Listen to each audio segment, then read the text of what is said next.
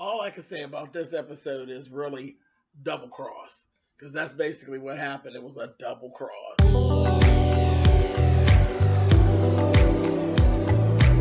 And I'm like, come on through, Cookie. I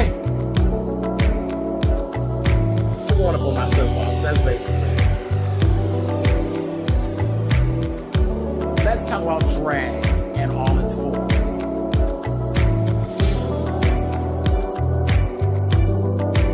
What, Cookie?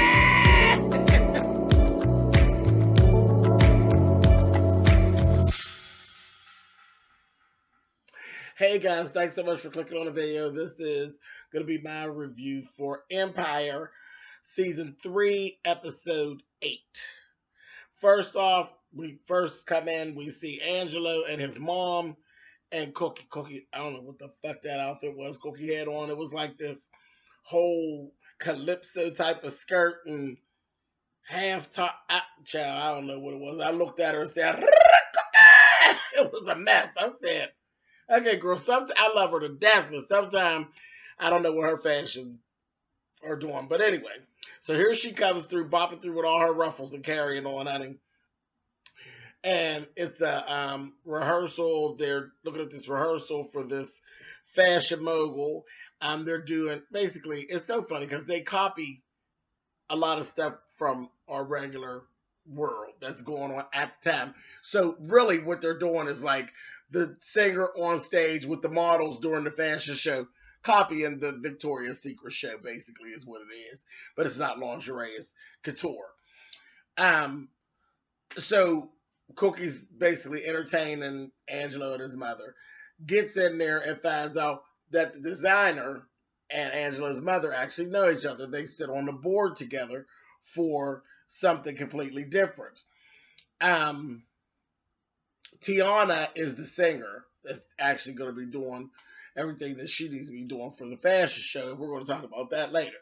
But anyway, once they get in there, find out that Angela's mom and the lady know each other. They're like, okay. And then she goes on. She's like, I got this bright idea. I want Jamal. She said, the song that you wrote for your mother and sang for us the other night at dinner was everything. I want you to write a song for Angelo's campaign and sing it on our fundraising boat ride. It's an annual boat ride. So Cookie kind of was trying to talk her away from it. And Jamal's like, no, Mom, it's cool. Just let's let it go. Let's do it. It is what it is. Later on, Jamal was actually doing like this electrotherapy situation with his sponsor. Can't think of his name right now. It's Philip. Yeah, Philip. So they're doing a little electrotherapy thing, and Lucius ended up coming in during the time that they were doing it. And Lucius started fussing at Jamal about, first of all, he was mad about Cookie's song. Then he was mad. He don't ever want to hear that song again. He's full of shit. Then he was mad about Jamal supposedly so now you're trying to hook up with the boyfriend, the enemy, Angela's mother. No, he was pissed off about that. Then he tells him, if you go up there and you mess up, that's 1, 2, 3 strikes, you're out. We'll kick you out of Empire and you'll be an independent artist. And then he goes on, you know how he does, and he struts his ass on off of there with his conch in his hair. So Philip ended up telling Jamal, he said, I just figured out your trigger for your PTSD is actually your father. It's Lucius. And first Jamal wasn't really trying to hear it. And as we told him, he said, your heart rate went bananas on the monitor when he came in. He's like, everything else you were handling, it's Lucius. You have to deal with Lucius dead on if you're ever going to get over your PTSD. So I'm kind of laughing because let's say, here we go again. I guess we're getting ready to end another situation.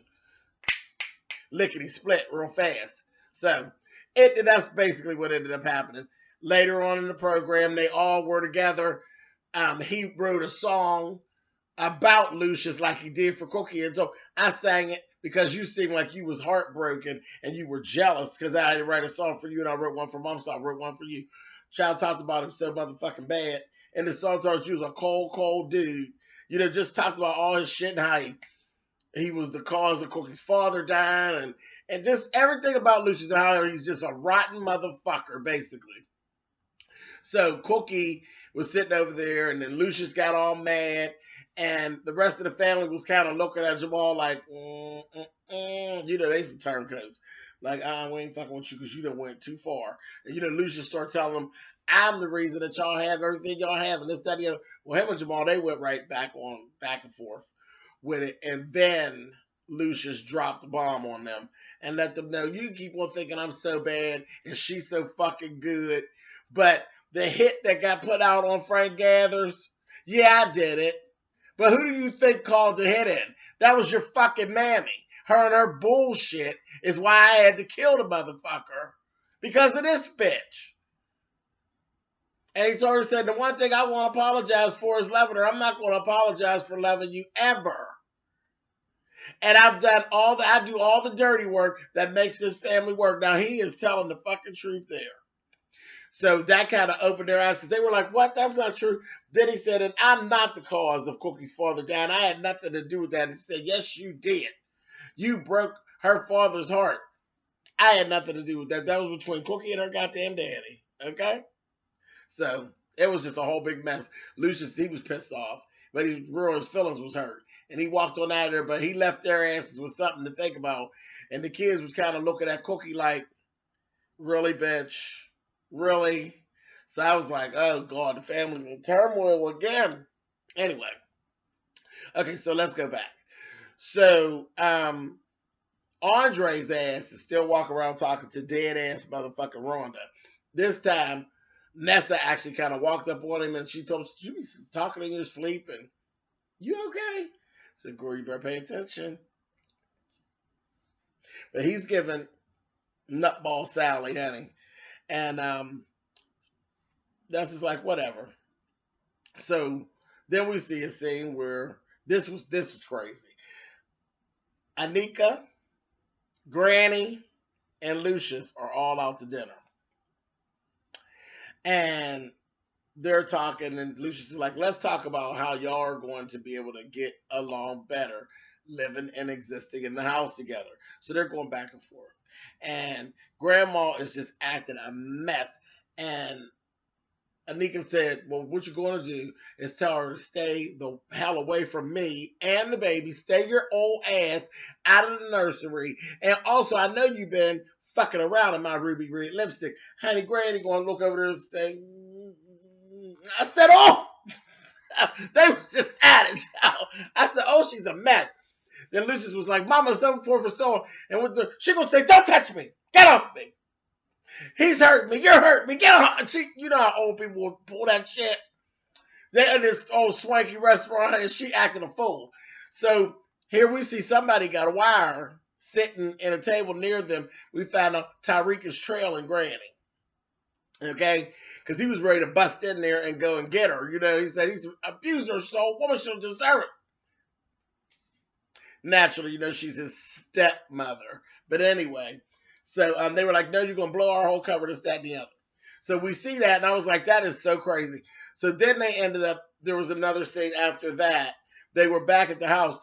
Anika was like going after Lucius and letting him know, you fucked up my job. I didn't get the job with Shine, and I'm pissed off. And you're going to have to do something for me because I'm tired of saving your ass. And then you keep on not coming through for me. That bitch got the breaking artifacts and shit. And there were all these expensive sculptures and shit and vases. She's smacking them off the shelf and she had this badass peignoir set on. And she was just knocking shit down and carrying on. Honey, Lucius was like, you know what? I kind of like it when you act like this, honey. Next thing I know, the two of them is up on top of the table, baby. And she all down in his pants. And he like, oh, come on and get it, honey. So I said, okay. So Granny had made it very evident to Tyreek because Tyreek had been meeting Granny. You seen that Granny was down with all that showing off she was doing. She did that, cutting up, because her and Tyreek had been talking. And Tyreek was telling her, I'm going to get you out of that house and all of that. And this, that, and the other's Granny working with Tyreek. And he's meeting her up at the damn gynecologist and stuff. and sneaking her out the back door and talking with her and trying to find out different things about Lucius. I said, oh, Granny, you're a motherfucking turncoat. Well, we know how she is. So I'm like, everybody, this is why they're all very, they have a Judas spirit. Every last one of them. Because it started from the grandma and go down. All of them. Just Judas, honey. But anyway, so they're going through all that. Granny comes in, and Lucius is just getting ready to stick it up in Anika, honey. I swear, Child of Patties was probably already to the side, honey. And Granny said, get off of that table. I said, oh, Lord. And she going to say, I eat on that table. And Lucius going to say, well, I was getting ready to have a little snack. I said, oh, terrible. He going to tell Anika, don't you move, honey. And climb down off of her nasty, stinking ass, honey. She up there, legs just cocked open. She gonna look at Granny like, bitch. I said, oh, they are too much in here. These two whores at him. So he goes to talk to Granny, pulls her to the back. Oh, and he told Tyreek, she hit Granny and told Tyreek, yeah, they have sex. Oh, this was funny. Yeah, they have sex. I ain't never seen nobody who have sex like that. It's just terrible, all rough and nasty. She will say, I don't know where he got that mess from. He probably got it from his father, because his father, I don't know, he didn't have rough, nasty sex like that with me, but he probably did with your mother, because, see, your mother was nasty, just like Anika. I said, oh! And Tyreek's face dropped. I said, oh, no. Talk, child, your mother was nasty. Your mother tried to steal my damn husband, honey. I said, okay. So, anyway, Lucius takes Granny to the side. He's talking to her. And what he did was, the way the scene was set up, Granny is, like, facing the wall. Lucius is coming in, he's taking his tie off. I said, I know you ain't getting ready to choke Granny out. Went right on in there and put that tie around her neck, and then when she turned around, he's up there fixing the tie onto her neck, and they're talking. And he says, she said, I did just like you told me to, Lucius. He was asking all these questions about you and this, that, thing, and I thought, because earlier he had told Thirsty, go find out what's the weakness that Tyreek has. And Thirst couldn't find nothing. He doesn't do women. He doesn't do drugs. He's not down low. He couldn't find anything. Here it is. Lucius done set him up with Granny. Granny done went and did the motherfucking play double agent. I said, oh, come on, Grandma, bitch. She's a mess. Granny done got it all. Got it, told him, Tyreek is jealous of you.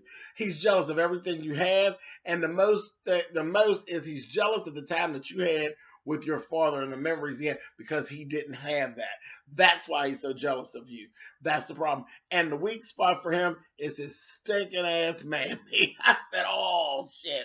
So I guess Lucius is going to go fuck with Tyreek's mother now.